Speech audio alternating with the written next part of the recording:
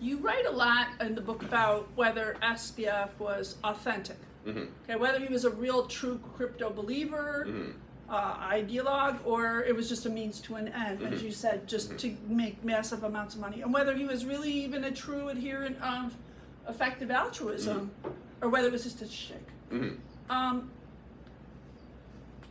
You may have had a point of view in December, or while you were in the midst of it. What's your point of view now? Oh, it's unchanged. I think the same thing about Sam that I always have. So Sam didn't believe in crypto, and he is very clear about this. Like he'd been happily trading oranges or whatever if he thought he could make piles of money doing it. He didn't buy into the cryptocurrency thing, which is one of the ways in which he won a lot of journalists over. Like Joe Weisenthal at Bloomberg talks about this. He liked the fact that Sam wasn't a missionary about cryptocurrency, because generally speaking, in the cryptocurrency world, I can tell you, as someone who's been covering it since 2017, there's two kinds of people. There's the missionary who thinks it's this really important technology that's going to change the world, and then there's the greedy guy who the opportunist, the one who sees a chance to make lots of money. I mean, they both want to make lots of money, believe me, they both do. But there's a different tenor to both of them. Sam was neither of those people. He was the opportunist, but he was also a missionary, but he was a different kind of missionary. He genuinely believed in this idea of effective altruism, and so a lot of people ask this question. A thing that you've seen a lot in the coverage and discussion of Sam is that this idea that he wanted to fix the world, he wanted to be a great philanthropist, was all bullshit. He was a crook all along, and I think that's completely wrong. I think 100% he really was. The way Sam got utility in the world was by doing altruistic acts, but I think it's crucial to understand the way Sam saw that actually isn't so admirable. I think it was crucial to Sam, not just that he does altruistic things, but also that it was his vision of altruism to show the world that he was the smartest person in the world, who understood the very best way to fix the world, that he got the world better than anybody else. And the point I'm making in writing this book is that, in fact, those are the most dangerous people. Doing good is fine. I'm all for it. Give to charity, whatever, support, whatever you want to do. But it's the people who think that they really do understand what's best for everybody else, and you have this sort of grand, brilliant vision and will do whatever it takes to realize that vision. Those are the most dangerous people in the world. I make this little joke at the beginning about Bonnie Tyler's song, We're All Waiting for a Hero, and I ask if is actually the real answer is that none of us actually really need heroes per se, which is a thing that I sort of think as someone who was once upon a time, when I was living here in Philadelphia, a professional do-gooder. And so to me, the fact that Sam did genuinely believe, but still also did so much harm, as much harm as he did, to me is more damning than this simple binary of was he a philanthropist or was he a crook. I actually think it's actually even worse if you were a crook because you wanted to fix the planet in your own vision. So I do think he was really a philanthropist, and I think that makes him even worse. Because you had the money to back it up, that everybody... Well, he had other people's money to back it up, and he was willing to risk it, Yeah. One last question, but I think you already answered it. The book was finalized in December. It's out now. Lots has happened. Is there any one update that, if you could send it back to the printer today and have it in there, have been able to write about it? Is there any one thing that you wish? No, the book is perfect, and you should all be very excited to buy it today. In terms of your reporting, what are you enjoying, or what are you looking forward to reporting? You want to report on the trial? I don't want to report on the trial. You don't want to do a podcast like Carrie did with the Theranos trial? No. There's one. The only way that I will, and look, there is a chance that this is true. I don't think there's much of a chance. It was 2%. There's a chance that in trial, and this is the point I was making at the beginning, is sometimes we think we understand everything and there's some stunning thing that we don't really understand. There's a point that in trial we do suddenly see all this stunningly differently, right? There's a chance that Sam isn't a crook. There is a chance. I don't think it's a good chance, but there's a chance, right? So the only way in which I would really desperately want to update this is if that turned out to be the case.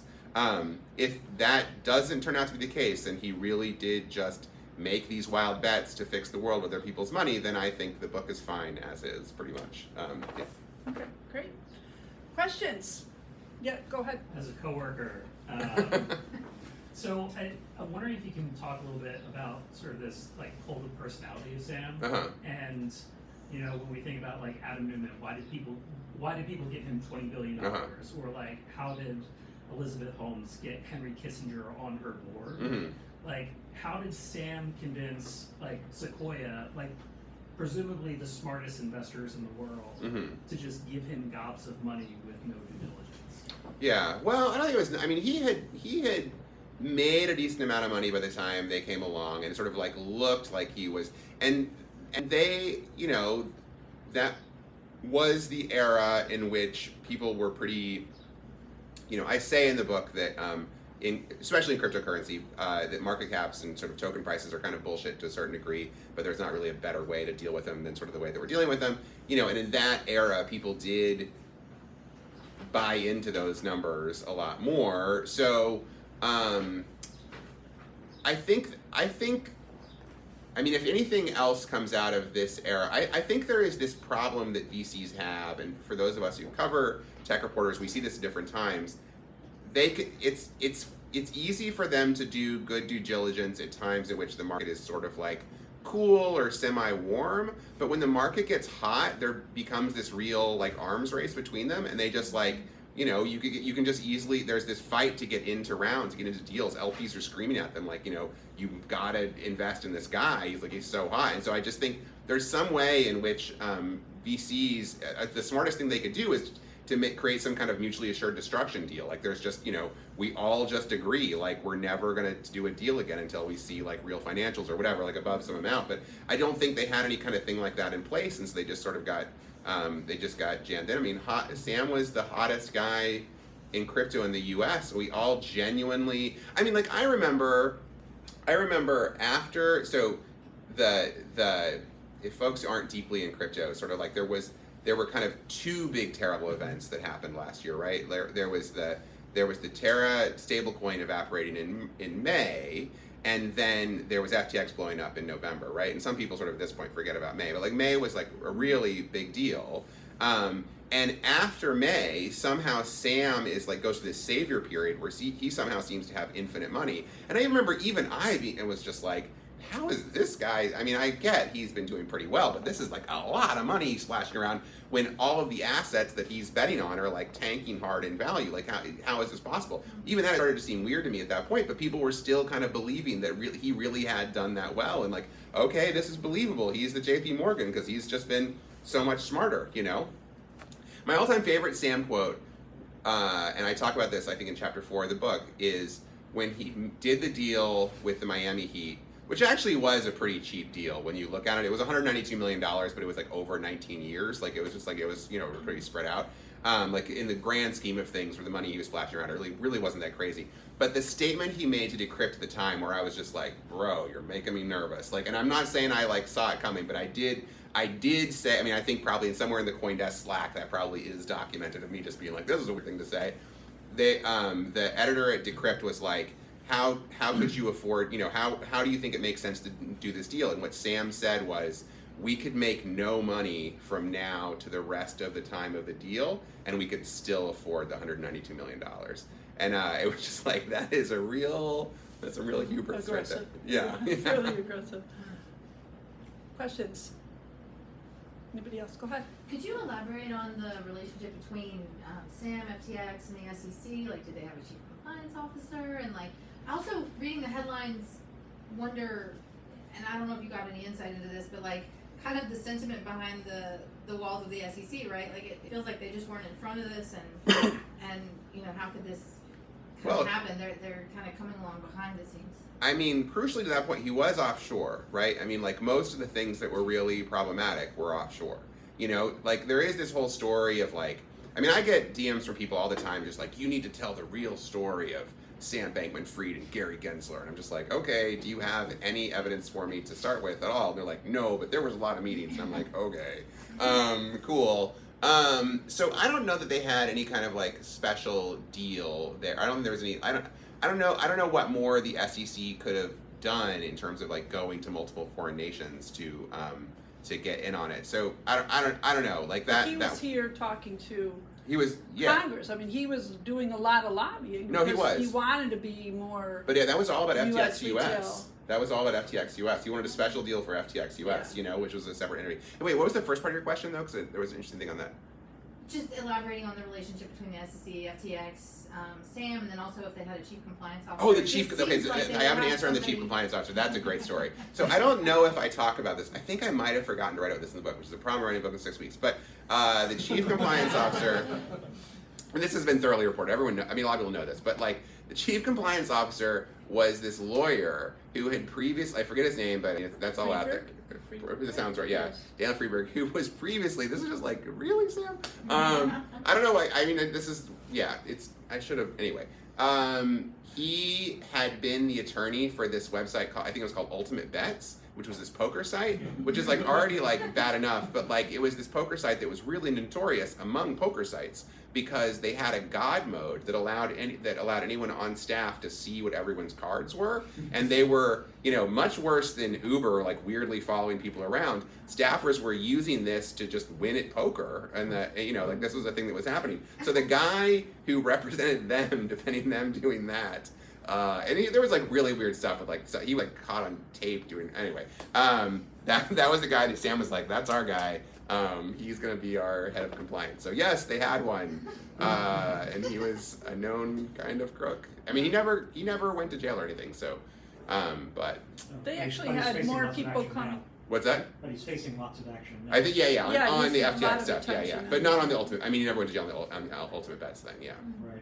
Yeah. And They actually about had more the people. Securities and Exchange Commission, it's still not established that they have any power to regulate anything about this stuff. That's right. Yeah. That's why I feel like they're behind. Like they haven't Well, established. but it may be that they're not behind. It may be that's not their charter to regulate it because Congress hasn't given that to them yet. Yeah, that's the big, The big CFTC, SEC conflict. that is the clash. many Yeah. $billion question of the whole crypto industry, yeah. They kind of entered that regulation when advisors advise clients to invest in crypto, right? Because then the advisor themselves are regulated by the SEC. Oh, Yeah. Right. I mean, it's kind of how they're getting into the private equity space in kind of a backwards way too. Right. That's over my head. I have a quick question about jurisdiction. So my understanding is FTX is in Bahamas. Yeah. Why do they get the jurisdiction? Why do they need to follow U.S. laws or any country's law besides the Bahamas? Oh man, that's such a lawyer. I Yeah, don't I know. can answer that question. Yeah, go for it. So, first of all, you have, they did have a U.S. subsidiary, FTX US, that was created out of acquiring a bunch of stuff, including a derivatives exchange. They wanted to do a lot more stuff. They actually had these synthetic equities, etc. They were creating synthetic equities so people could bet on the IPOs of Coinbase and other companies. But the other problem is US that, doesn't do that, right? pardon me? FTX US is very different than FTX. Yeah. Right. But the FTX Bahamas, the offshore, was theoretically all the crypto trading. It was the exchange. But the problem is and the reason why the SEC is going after Binance and FTX and others is because they had no controls over U.S. citizens, U.S. investors, retail investors accessing the offshore exchanges through like VPNs or whatever. The Binance stuff, there's a notorious emails about how they were saying, like creating a how-to, information for customers, for whales. It was very much a nudge, nudge, It was wink, a wink. nudge, wink, wink like thing. So U.S. investors aren't using so our there was a exchange. lot of They weren't. U.S. investors who were accessing these offshore exchanges because they had no compliance they didn't really want to dissuade them from doing it. The official policy was you couldn't do it, but in Definitely reality there was a lot of investor exposure. All the most important money was U.S. money, for Yeah. sure. If Yeah. there's clients that go all the way to raise all their money, why didn't they? So Coinbase is facing U.S. They follow all the rules. Yep. They didn't choose Coinbase. They choose this. Well, risky but value. Coinbase is not out of the woods yet because they finally caught up on Coinbase, and even though it IPO'd and even though it's following all the rules, etc., it's an exchange that basically allows trading and all kinds of things that they're only doing because they're fighting with the SEC about whether or not they are or aren't securities. So they let them go all this way and create a business with theoretically a business model that was always questionable, and that they knew was always questionable in terms of when and if the SEC might be able to enforce this idea that they were allowing trading in investments that were actually should be securities. But that's a much less damning, you know, it's very unlikely, I mean, who knows, I said it was very likely at FTX too, but like probably even if Coinbase gets busted super hard by the courts, they'll still have all the money will be there. You know, the big problem with FTX is the money wasn't there. But I think that's how they get to jurisdictions. They're all these American people, and there wasn't an adequate amount of protection. And in fact, the business model, it was essential that Americans use it for it to Well, work. and they had U.S. investors. Yeah. So in the end, you have Right, U.S. and then investors. You have U.S. yeah. investors. You have U.S. He's throwing money into things like stadiums and getting Yeah. money from, you know, giving money to celebrity. I mean, so there was a lot of U.S. nexus. Yeah. One last question following that. So does that mean any entity, like even outside your jurisdiction, especially nowadays when money is on the internet, does that mean the U.S. will automatically grant the jurisdiction when there's enough customers from the U.S.? In particular, if it ever goes through any bank, like that's how Tether got caught in New York, because you ended up having this money passing through New York. So if money passes through any, even if it's a foreign bank, if it passes through New York takes interest in it and has jurisdiction, and you have to follow the rules, et cetera, et cetera. So almost every bank from all over the world has some kind of activity going on in New York, and if you use a U.S. bank or you have the money going through New York, then you're going to get, then the U.S. has an interest in it. Well, since you're mentioning Binance, can you talk a little bit about the role of basically CZ, right? Mhm. Trump comes out, sitting off in the corner in November, starting to make a lot of noise about kind of what was happening with FTX and saying, I don't know that this is so stable, you know, and because it wasn't regulatory pressure that was kind of bringing all of this to light. Right. So at the time, I mean, like, I'm looking at this, and it just kind of felt like a magic trick where, you know, sleight of hand is like, watch this hand over here while, you know, something else is going on over here. I don't think CZ wanted to sink FTX. Really? Yeah. Yeah. I think he wanted to punish Sam. He wanted to hurt him. He wanted to hit him in the pocketbook. This hasn't been great for CZ either. No. You know, no, like, no. so, and like our colleague Dan Primack did some reporting on this just as it happened, and he came away pretty convinced that was true too. That like, the CZ was mad at Sam. He'd had enough. I got to pile your FTT. I'm going to sell him. That's not going to be great for you. But I don't think he thought the whole thing would blow up. I think he thought he could, you know, hurt the kid who he helped create and show him who's boss, because CZ's definitely boss. But yeah, this hasn't been fantastic for. But then he walked away from acquiring. He was going to acquire, and then he walked away, and then that was really. Well, I think that was just like coffin. that was classic. Yeah, he's like, oh, you'll let me see all your books? Sure, yeah, no, we'll do due diligence. Just like, oh, this is terrible. Great, they weren't really a threat. I don't know that he was ever going to really acquire, but I think he just wanted to hurt Sam. I don't think he wanted to kill him. So yeah. Who else? Anybody else? What were the accounting firms? Armanino and Prager Metis. So Armanino did the U.S. and Prager Metis did the Bahamas, the offshore. So that in and of itself was a red flag. I have my article on CoinDesk is this whole big, you know, what are all the red flags that we should have seen from these reports that came out. One is that FTX chose two different firms, one to do the U.S. and one to do the offshore, and in and of itself was like trying to keep them separate, and nobody could see the big picture. That's a theme that occurs a lot. In fact, there's a big story about another big fraud, alleged fraud, Adani, out in India. And it's the same kind of thing. They have 400 legal entities and they have 40 different accounting firms. And they say, oh, well, that's because, you know, we want the best of breed and, you know, the best, you know, firms in every place who know baloney. You know, they want to divide it up and make so that no one firm has either the authority or the big picture. And so that was clearly the strategy, because there was a lot of related party transactions, and then there was no report for Alameda. So whatever Ian was looking at was informal, you know, information. Was any firm creating an audited financial statement for Alameda? I don't think so. Nothing has surfaced as far as I know.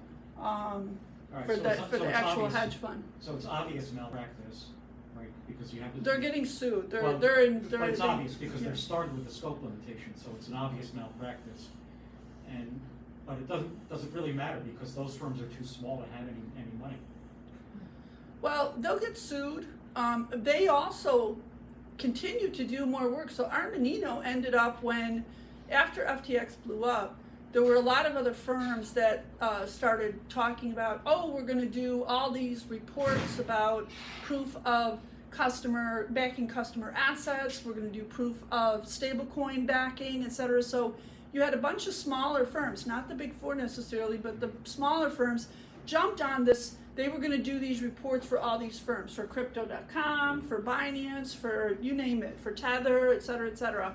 And it turns out now in the stuff that's coming out in the legal filings with Binance that Armanino at one time was signing the audits for Binance US also. And then they switched to another small nickel and dime firm in rural Illinois.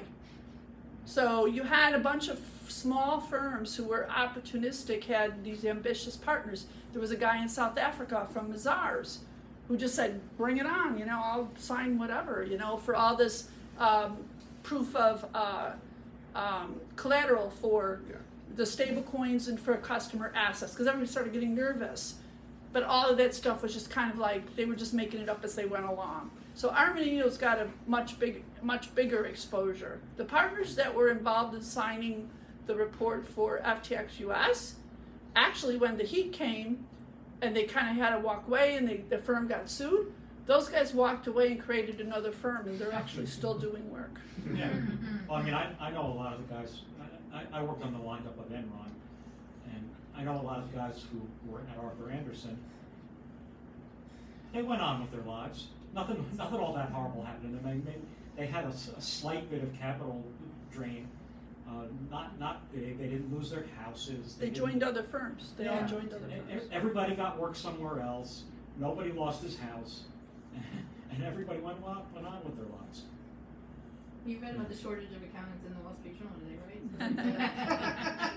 More questions? I think we're wrapping. One last question. Just one quick one, sort of tangential. All the empire building that was inspired by the effective altruism. What was the vision for a better world? Yeah, I don't know exactly what Sam. I don't know what his big thing. I mean, that wasn't fully realized yet, and I wasn't able to get people from like the foundation and stuff to talk to me too much. He was, super into pandemics, and I think that was real. I mean, I think he did think we needed to do better on pandemics as that happened. But I mean, I know Sam was big on animal welfare and things, but I don't think that was his giant vision. I don't think we really got to see what his giant vision was ultimately. Yeah, I mean, there's a bunch of things he has put money into, but I don't think that was his like big thing yet. So we'll see. Yeah. I hope you guys, if you read the book, I hope you dig it. It's kind of. I will also say one thing. Maybe